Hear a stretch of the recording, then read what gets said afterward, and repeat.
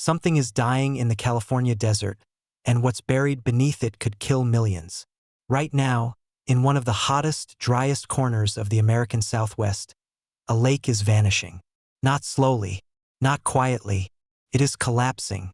And as it pulls back, it is peeling open a wound in the earth that scientists say has not been this exposed, this unstable, this dangerous in 300 years. This is not one disaster. This is two disasters stacked on top of each other, and the clock on both of them is running out. The Salton Sea sits in the Imperial Valley of Southern California, 35 feet below sea level, baking inside one of the most punishing climates in the lower 48 states. It was never supposed to exist. In 1905, an irrigation canal drawing from the Colorado River catastrophically failed, and for 2 uninterrupted years, floodwaters poured into the Salton Sink, filling it, transforming desert floor into open water. Engineers eventually stopped it, but the lake remained.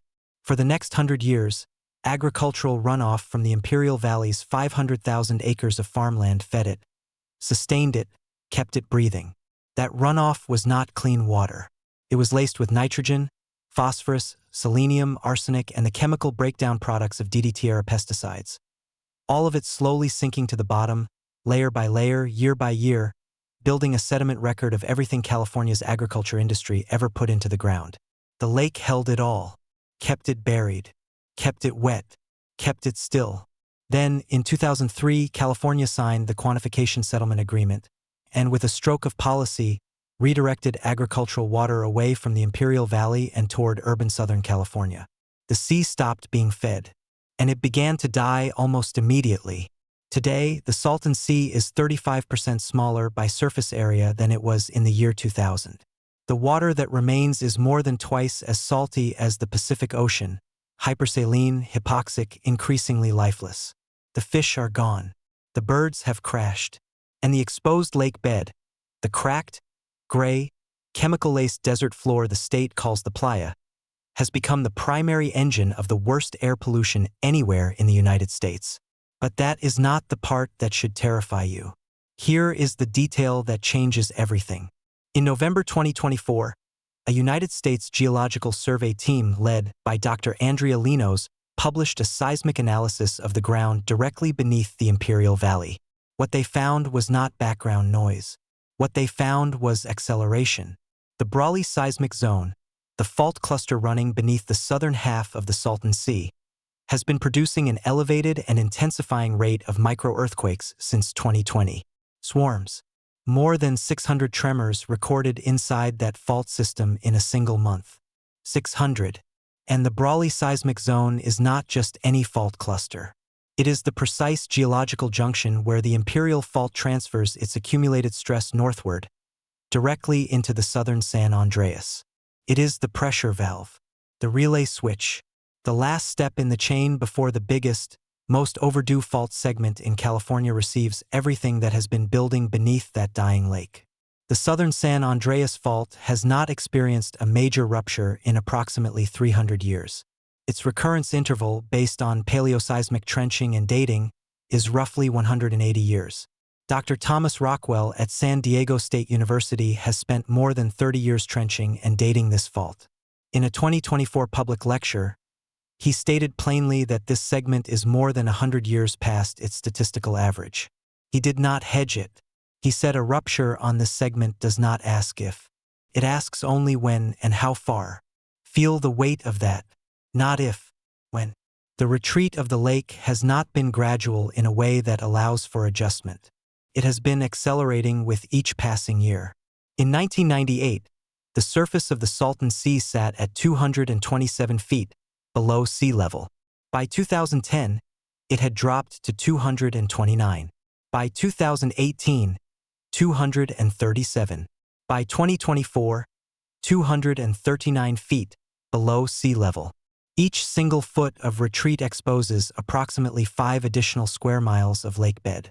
Cumulatively, more than 40 square miles of contaminated sediment now sit open to the desert wind, baking in temperatures that regularly exceed 115 degrees, cracking apart into microscopic particles that rise into the air and travel for dozens of miles before settling into someone's lungs.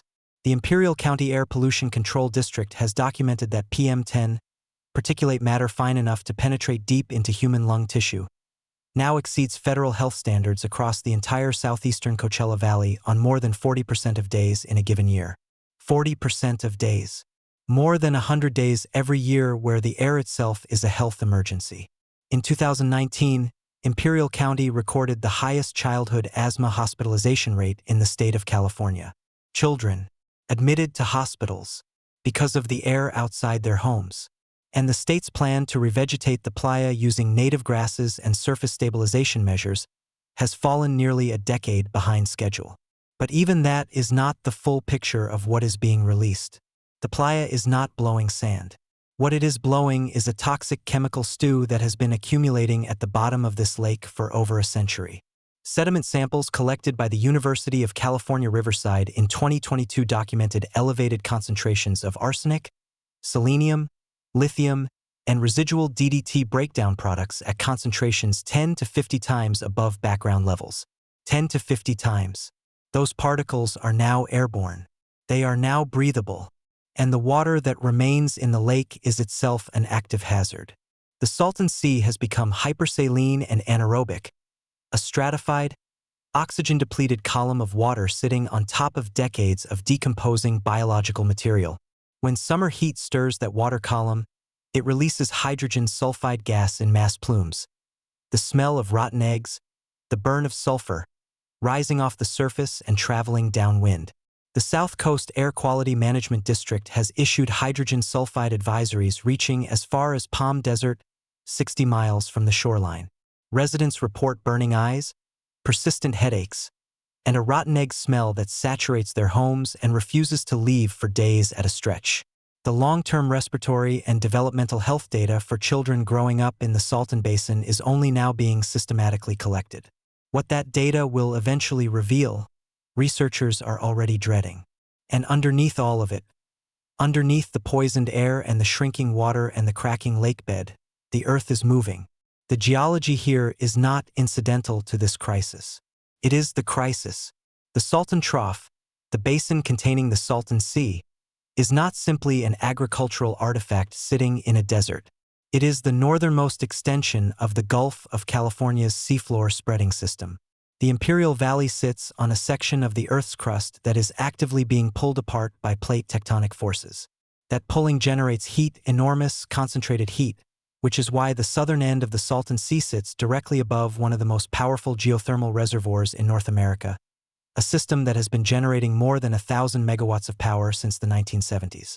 It also sits directly above the Brawley Seismic Zone, a band of interconnected small faults 26 kilometers wide, performing its geological function of transferring accumulated stress between the Imperial Fault to the south and the San Andreas to the north. When the Imperial Fault slips, as it did in a magnitude 6.9 earthquake in 1940, the Brawley Zone receives that stress. When the Brawley Zone moves, the San Andreas receives it. That is the chain. That chain is active right now. And here is the mechanism that links the dying lake to the waking fault in a way that should remove any remaining comfort you had about any of this. The retreat of the Salton Sea is removing overburden pressure from the fault system beneath it. Water weight, the physical mass of a body of water pressing down on the crust, helps clamp fault segments closed. As the lake shrinks, that clamping pressure decreases. Decreased pressure unclamps fault segments. Unclamped faults begin to slip in small swarms. Small swarms migrate. When that migration reaches the southern San Andreas, the segment that is 100 years past its average rupture interval, the segment that Dr. Rockwell says is not a question of if but of when the stress transfers.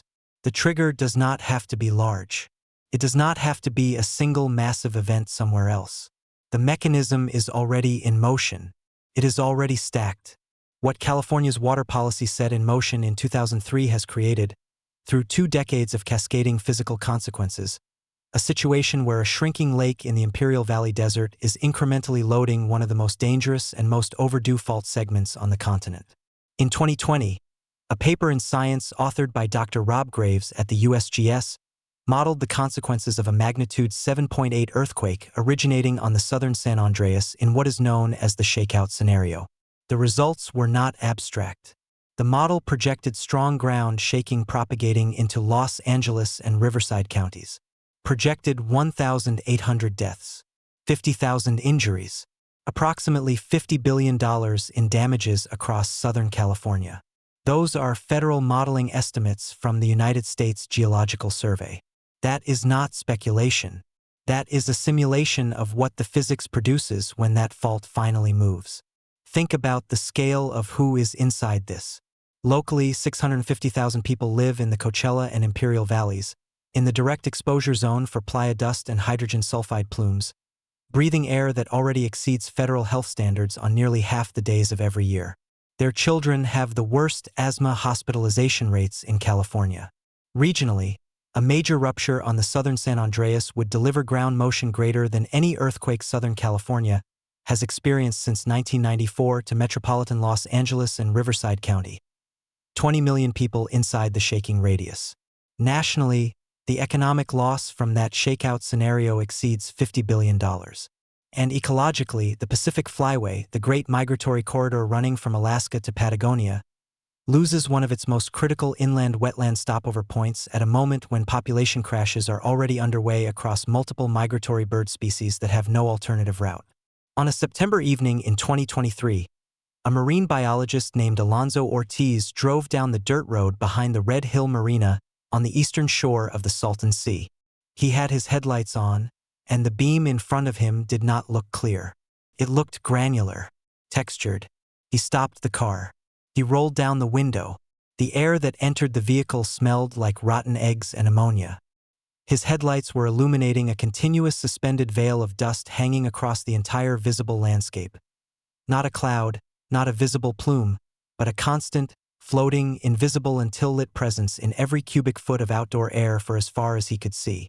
He was there to count bird carcasses along a transect survey for the Audubon Society. That night, he counted 37. The following week, 58. Each dawn, the water at the shoreline was still and the color of weak tea. His log for that season recorded the date of the first visible dust plume of the year, November 8th. 3 weeks earlier than the previous year. The season of toxic air was arriving earlier, and it was not leaving. The state of California has committed to playa stabilization. The implementation schedule under current funding levels runs to 2028. The lake does not know that schedule. The fault beneath the lake does not observe that schedule. So here are the questions that should keep you awake tonight. If the Salton Sea drops another 5 feet, and under current trajectories it will, how many additional square miles of lakebed are exposed to the wind? And which new metals, which new chemical compounds, begin their airborne journey into the lungs of Imperial Valley children? If the southern San Andreas is already 100 years past its statistical average rupture interval, and the Brawley Seismic Zone directly beneath the shrinking lake is swarming with hundreds of microearthquakes every month, what is the public's plan? What is the evacuation plan? What is the warning interval? And if 650,000 people are already living inside the worst particulate air quality in the United States, right now, tonight, before any additional lakebed exposure, how much worse does it become when the dry years return with full force? Somewhere in the Salton Basin tonight, the wind is still moving west. The playa is still releasing its dust into air that families are breathing while they sleep. The fault beneath the dead lake is still transmitting microtremors northward into the San Andreas, one swarm at a time, 1 degree of unclamping pressure at a time. The sea that California accidentally flooded into existence in 1905 is completing the collapse that California's water policy began in 2003. And the question is no longer whether the consequences of that collapse will be felt. The only question left, is how many of the systems underneath it reach their threshold at the same moment, and what that moment looks like when it arrives.